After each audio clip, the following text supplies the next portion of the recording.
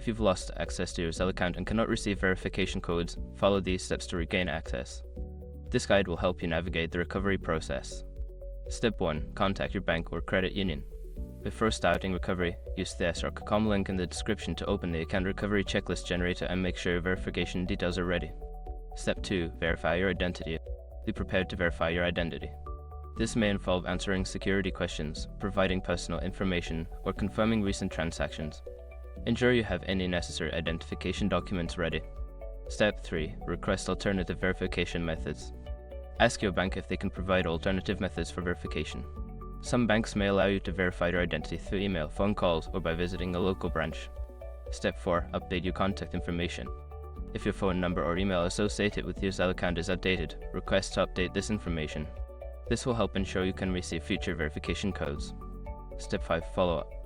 After your initial contact, follow up with your bank to check on the status of your account recovery.